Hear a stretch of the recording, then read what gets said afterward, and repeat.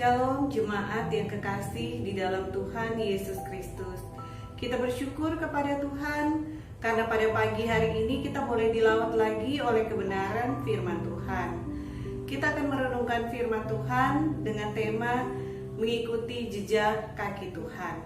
Mari kita satu di dalam doa sebelum kita merenungkan firman Tuhan. Mari kita berdoa. Bapa di dalam surga, Allah yang baik, kami bersyukur kepadamu karena pada saat ini Tuhan, kami boleh dilawat oleh kebenaran firman-Mu Tuhan. Kami sungguh rindu Tuhan akan lawatan Allah, kami sungguh rindu Engkau berbicara kepada kami pribadi lepas pribadi. Karena itu Tuhan, berfirmanlah Tuhan, dan kami semua menyiapkan hati kami untuk menerima berkat firman Tuhan. Biarlah firman Tuhan ini boleh menjadi kekuatan bagi kami, menjadi suluh bagi langkah kehidupan kami. Terima kasih Tuhan Yesus, berfirmanlah Tuhan, dalam nama Tuhan Yesus kami berdoa. Amin. Kita akan merenungkan firman Tuhan dari 1 Petrus pasal 2 ayat 18 sampai dengan ayat yang ke-25. Namun di awal perenungan kita mau baca 2 ayat, yaitu dari 1 Petrus pasal 2 ayat 20 sampai dengan ayat yang ke-21. Mari kita baca firman Tuhan. Ayat ke-20, sebab dapatkah disebut pujian jika kamu menderita pukulan karena kamu berbuat dosa? Tetapi jika kamu berbuat baik dan karena itu kamu harus menderita, maka itu adalah kasih karunia pada Allah. Ayat ke-21, sebab untuk itulah kamu dipanggil, karena Kristus pun telah menderita untuk kamu dan telah meninggalkan teladan bagimu, supaya kamu mengikuti jejaknya. Bapak Ibu Saudara yang kekasih di dalam Tuhan Yesus Kristus, 2 minggu yang lalu saya juga berkhotbah dari kitab 1 Petrus. Dan di dalam bacaan itu saya telah menjelaskan tentang latar belakang dari surat 1 Petrus. Namun pada saat ini kita juga mau lihat kilas balik dari latar belakang surat 1 Petrus sebelum kita masuk di dalam perenungan kita lebih jauh lagi. Kitab 1 Petrus ini ditulis oleh Rasul Petrus dan ditujukan kepada jemaat-jemaat yang ada di daerah Asia Kecil. Mengapa Rasul Petrus menulis surat kepada jemaat di Asia Kecil? Karena saat itu mereka yang adalah daerah jajahan kerajaan Romawi, mereka mengalami penderitaan, mereka mengalami penganiayaan. Dan surat ini ditulis oleh Rasul Petrus untuk menguatkan iman jemaat dalam menghadapi tantangan dan penderitaan mereka. Saat itu orang-orang Kristen mengalami penganiayaan, dan menurut Rasul Petrus, penderitaan dan penganiayaan yang akan dihadapi oleh jemaat akan semakin berat. Karena itu mereka harus sungguh-sungguh bertumbuh dan kuat di dalam iman menghadapi hal tersebut. Bapak Ibu Saudara, mungkin kita bertanya, mengapa Tuhan mengizinkan penganiayaan terjadi bagi orang-orang percaya?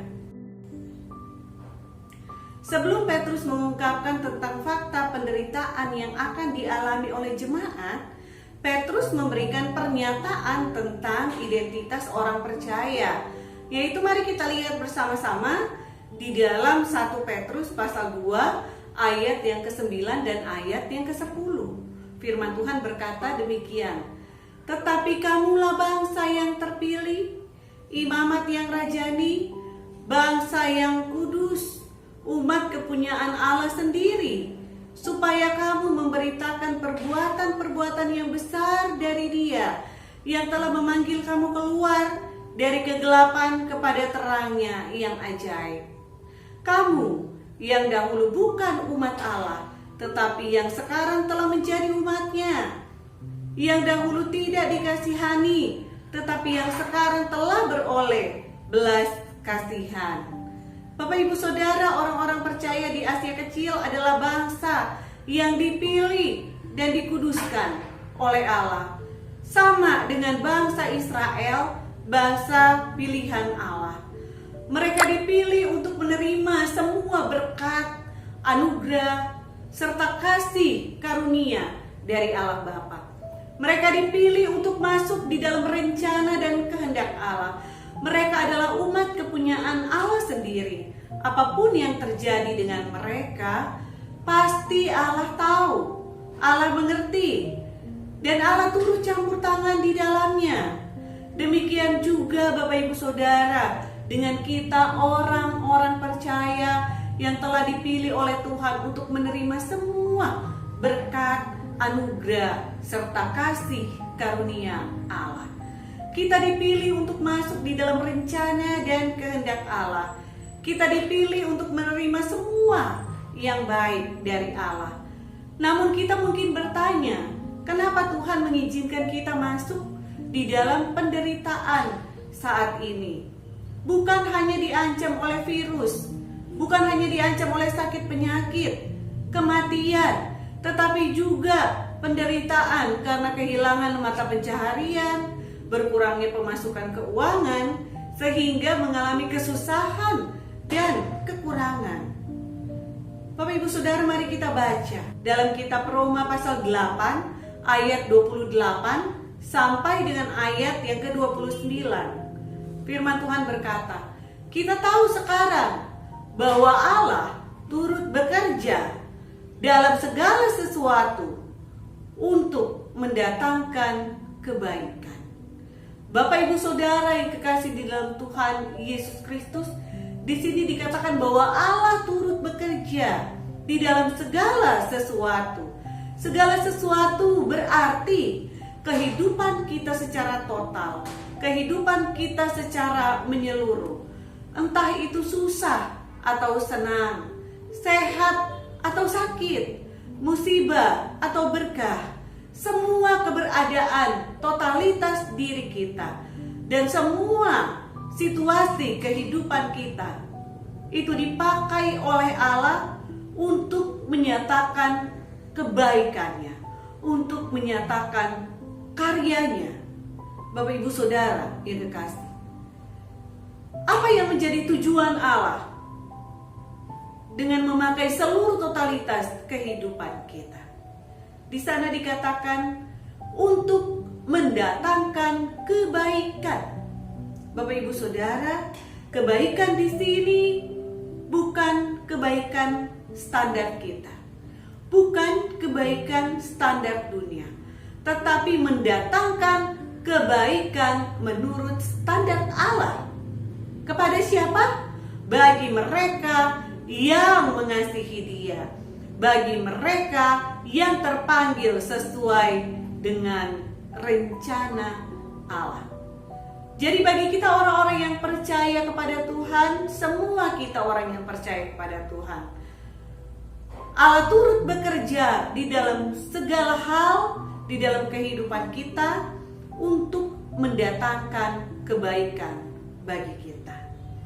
Kebaikan bagi orang-orang yang telah dipanggilnya, kebaikan bagi orang-orang yang mengasihi Dia, kebaikan orang-orang yang percaya akan segala sesuatu yang Allah buat itu baik adanya di dalam kehidupannya. Bapak Ibu Saudara yang kekasih di dalam Tuhan, kebaikan yang kita terima dari Tuhan adalah kebaikan ketika kita berjalan bersama dengan Tuhan. Bapak Ibu Saudara yang kekasih di dalam Tuhan, semua yang kita lewati bersama dengan Tuhan di dalam kasih Tuhan itu pasti akan mendatangkan kebaikan di dalam kehidupan kita. Sekali lagi Bapak Ibu Saudara, bukan kebaikan menurut pemikiran kita, menurut standar kita, bukan kebaikan menurut standar dunia ini, tetapi kebaikan menurut versi Tuhan. Apakah kebaikan itu, Bapak Ibu? Di ayat yang ke-29 dikatakan, sebab semua orang yang dipilihnya dari semula, mereka juga ditentukannya dari semula untuk menjadi serupa dengan gambaran anaknya, supaya ia anaknya itu menjadi yang sulung di antara banyak saudara.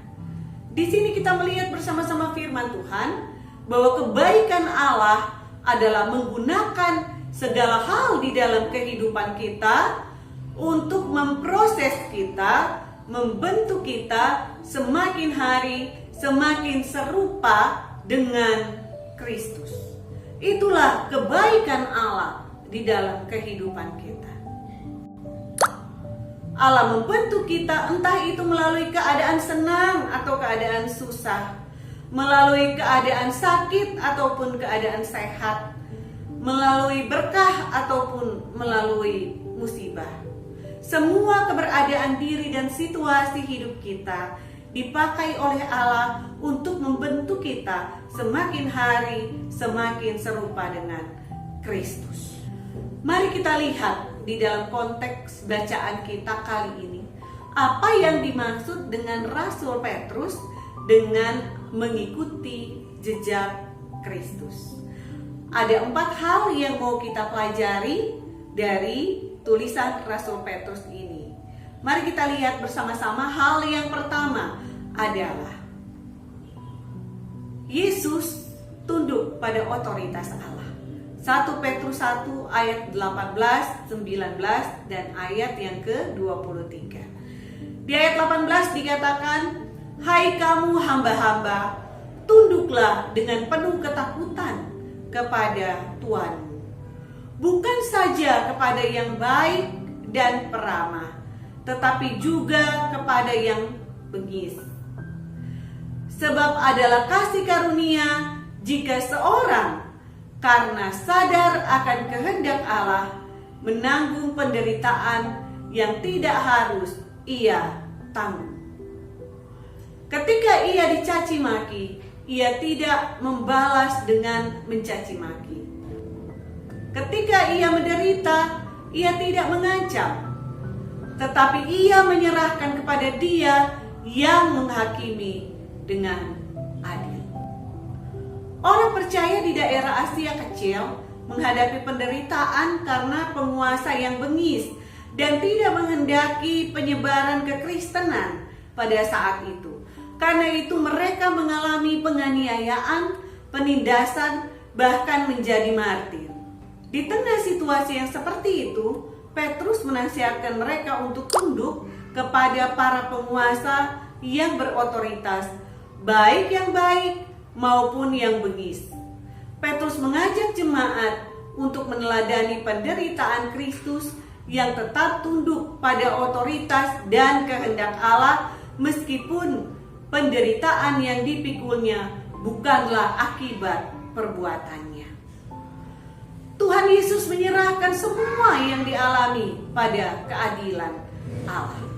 Petrus meyakinkan jemaat bahwa di balik situasi yang buruk yang diizinkan Tuhan terjadi, di balik orang-orang yang menyenangkan atau yang tidak menyenangkan yang ditempatkan Tuhan untuk membentuk kehidupannya, ada kasih karunia Allah yang sedang membentuk dia menjadi suatu pribadi yang indah di mata Tuhan. Firman Tuhan ini juga berlaku bagi kita sekarang ini. Di masa-masa sukar ini kita mungkin tidak tahu apalagi yang akan kita hadapi di depan. Tapi yang pasti yang kita tahu adalah Tuhan punya rencana yang baik di dalam kehidupan kita. Situasi apapun yang kita alami saat ini, jika Tuhan izinkan untuk kita alami, dan orang-orang seperti apapun yang kita jumpai saat ini, jika Tuhan izinkan ia ada di sekitar kita, maka percayalah, ada kasih karunia Allah yang luar biasa yang sedang membentuk kita untuk menjadi serupa dengan suatu pribadi yang indah, yaitu pribadi Tuhan Yesus Kristus. Tidak ada sesuatu pun yang kebetulan di dalam kehidupan kita orang percaya. Semua yang terjadi di dalam kehidupan kita ada di dalam rancangan Tuhan. Bapak Ibu Saudara yang kekasih di dalam Tuhan Yesus Kristus, di masa-masa penyebaran COVID-19 ini, siapakah orang-orang yang berotoritas yang Tuhan tempatkan di sekitar kita?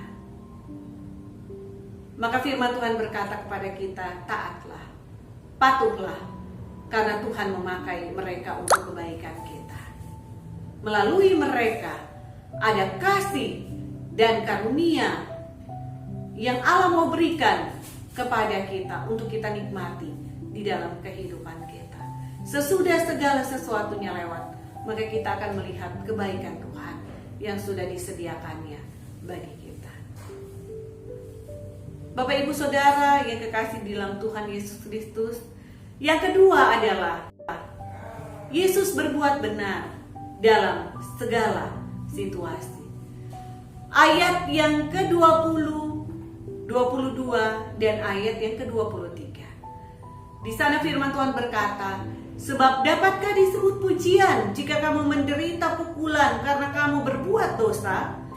Tetapi jika kamu berbuat baik dan karena itu kamu harus menderita, maka itu adalah kasih karunia Allah. Ayat 22, ia tidak berbuat dosa dan tipu tidak ada dalam mulutnya. Ayat 23, ketika ia dicaci maki, ia tidak membalas dengan caci maki. Ketika ia menderita, ia tidak mengancam, tetapi ia menyerahkannya kepada Dia yang menghakimi dengan adil.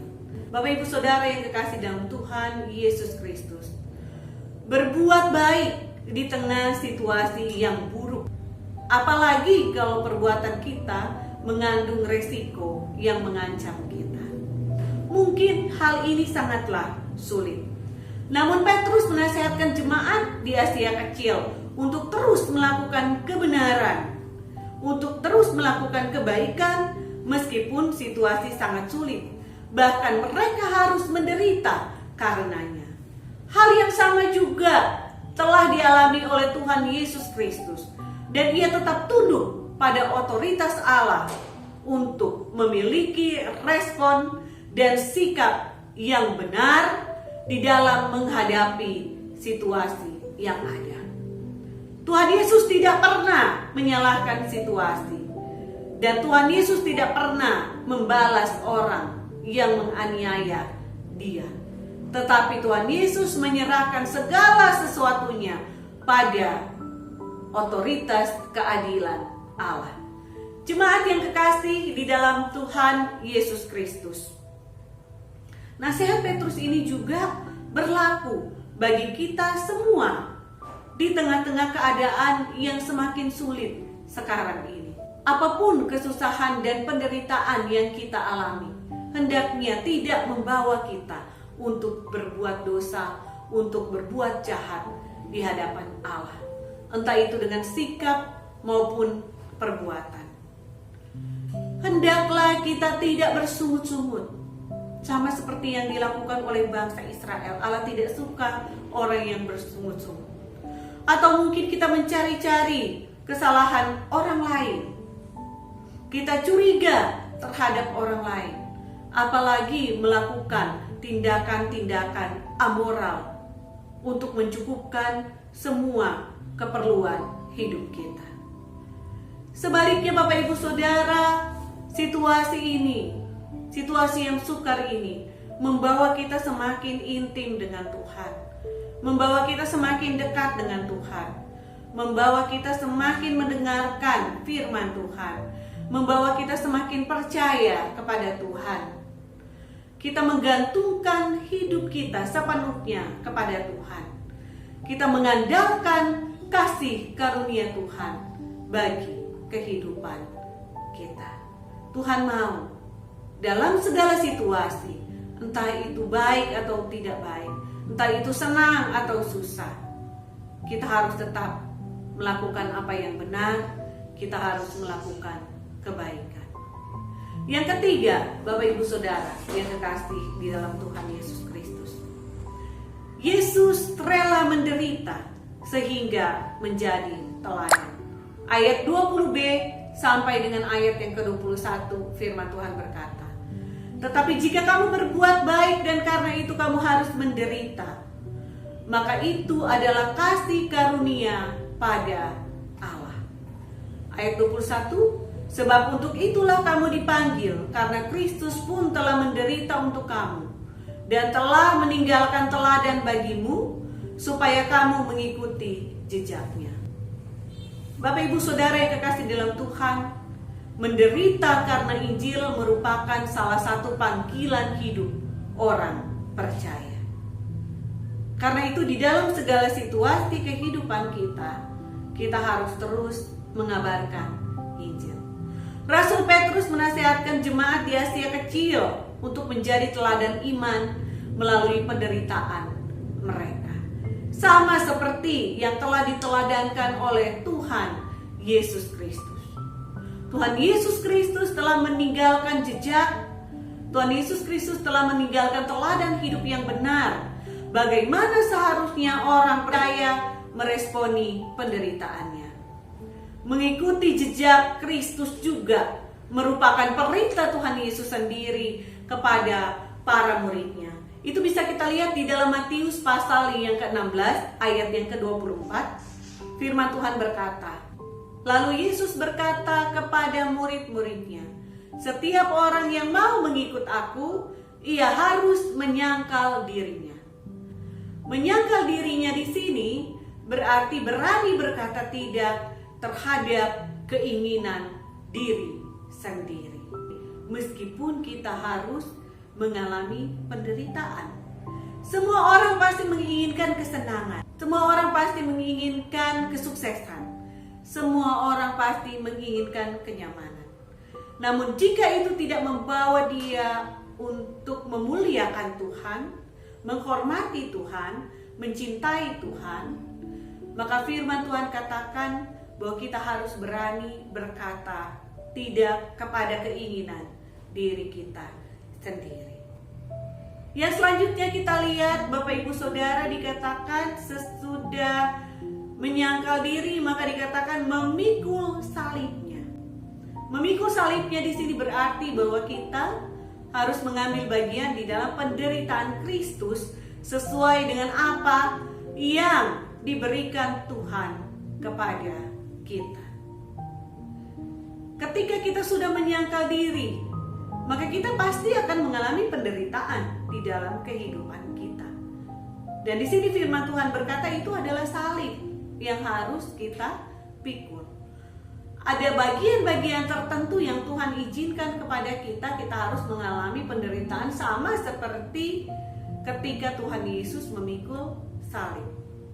Kita juga harus memikul salib kita sendiri seperti yang Tuhan kehendaki. Dengan demikian kita mengambil bagian di dalam penderitaan Kristus yang terus memperjuangkan kebenaran, keadilan, yang menderita bagi kita untuk menyelamatkan kita dari dosa kita. Maka kita juga harus memikul salib kita ketika kita mengiring Tuhan. Kita mengambil bagian di dalam penderitaan Kristus agar penderitaan Kristus menjadi mulia di dalam kehidupan kita. Selanjutnya Bapak Ibu Saudara dikatakan dan mengikut Dia. Ini adalah perintah Tuhan Yesus supaya setiap orang yang percaya kepada Tuhan mengikut Dia. Mengikut Dia di sini berarti berjalan atau mengikuti jejak Tuhan Yesus. Mengikuti jejak di sini adalah ketika tapak Tuhan Yesus berada di depan kita, maka kita yang ada di belakangnya, berjalan di belakang Tuhan, kita juga harus menapaki tapak-tapak yang ditinggalkan oleh Tuhan Yesus Kristus.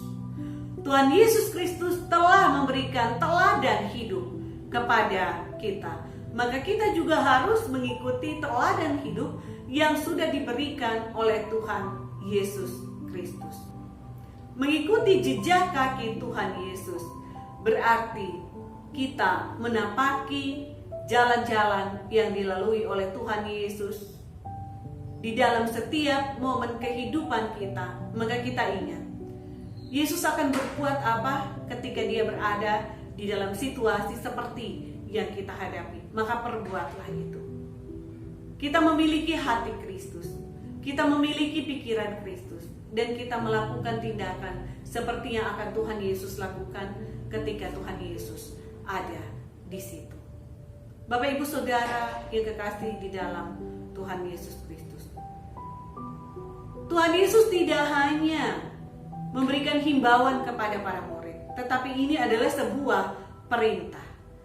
Dan Tuhan Yesus menegaskan di dalam Matius pasal 10 ayat yang ke-38, firman Tuhan berkata, barang siapa tidak memikul salibnya, artinya jika dia menyangkal salib yang diberikan Tuhan kepadanya untuk membentuk kehidupannya menjadi satu pribadi yang serupa dengan Kristus, tapi dia tidak mau mengambil bagian di dalam proses pembentukan Tuhan melalui penderitaannya itu, maka ia tidak layak bagiku.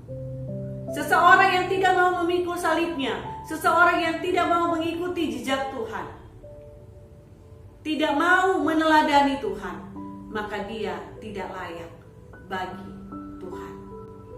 Orang Kristen yang tidak meneladani Kristus tidak layak di hadapan Tuhan.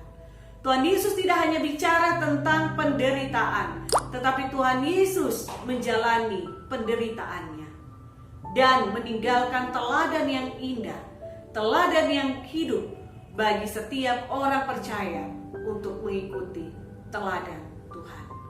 Tuhan Yesus tidak hanya bicara tentang kasih, kesetiaan, keadilan, dan pengampunan, tetapi Tuhan Yesus sungguh melakukannya. Bahkan di tengah situasi yang sangat sulit sekalipun, hingga tergantung di salib pun, Tuhan Yesus tetap menunjukkan respon yang benar. Tuhan juga menghendaki semua orang percaya mengikuti jejaknya, meneladani Ia, kemudian menjadi teladan Kristus di dalam kehidupan kita sehari-hari. Yang keempat, Bapak Ibu Saudara yang kekasih di dalam Tuhan, pulih melalui penderitaan Yesus. Kita lihat di dalam bacaan kita di ayat yang ke-24, ayat 25. Firman Tuhan berkata, Ia sendiri telah memikul dosa kita di dalam tubuhnya di kayu salib, supaya kita yang telah mati terhadap dosa hidup untuk kebenaran. Oleh bilur-bilurnya kamu telah sembuh. Sebab dahulu kamu sesat seperti domba, tetapi sekarang kamu telah kembali kepada gembala dan pemelihara jiwamu. Bapak Ibu Saudara yang kekasih di dalam Tuhan Yesus Kristus, Rasul Petrus meyakinkan jemaat di Asia Kecil bahwa penderitaan Kristus di atas kayu salib telah menebus mereka dari dosa, sehingga mereka kini hidup dalam kebenaran.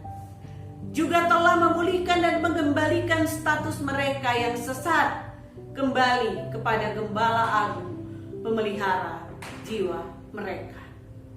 Bapak Ibu Saudara, demikian juga dengan kita.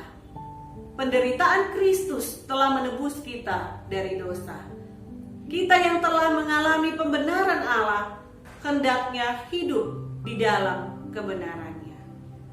Kita yang telah dipulihkan oleh Tuhan hendaknya terus melanjutkan kasih Kristus kepada orang-orang yang ada di sekitar kita.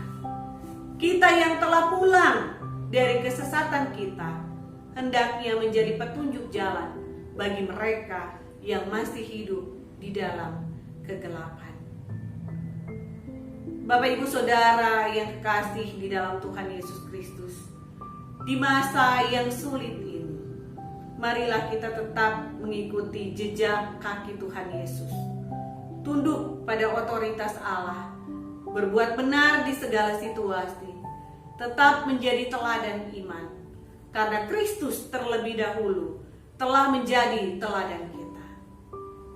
Hendaknya kita tidak khawatir, karena Ia adalah Gembala Agung jiwa kita. Biarlah kita tetap menjaga hubungan yang intim dengan Tuhan, berharap, berserah, dan bersandar kepadanya. Marilah kita ikut jejak Kristus, maka kita akan tiba pada tujuan yang kekal yang disediakan Allah bagi kita. Saya akan menutup khotbah ini dengan satu ilustrasi. Bagaimana Tuhan Yesus tetap berjalan bersama dengan kita di segala musim kehidupan kita.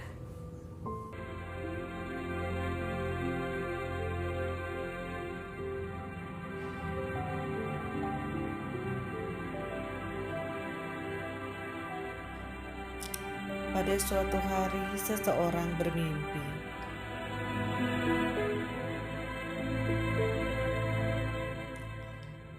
Di atas pasir, dia melihat jejak kaki dua orang yang berjalan beriringan.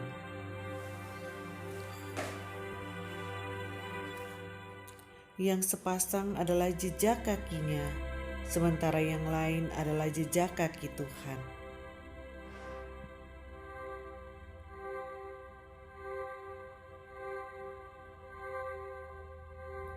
Jejak kaki itu menggambarkan hidup yang pernah kau jalani.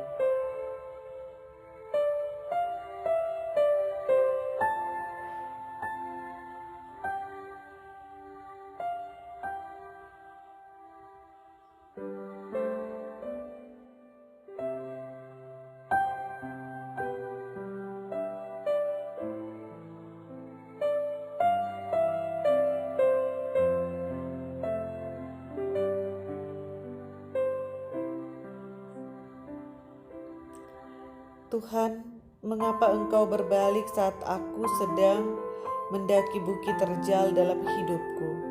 Engkau juga tidak menggendong aku.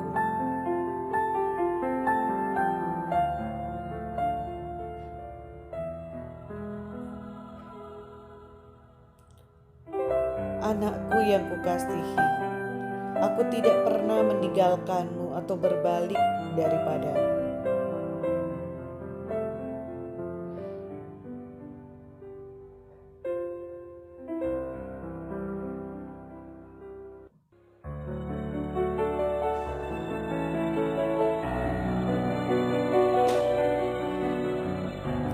Oh, bukit yang terjal, Tuhan, tolong gendong aku.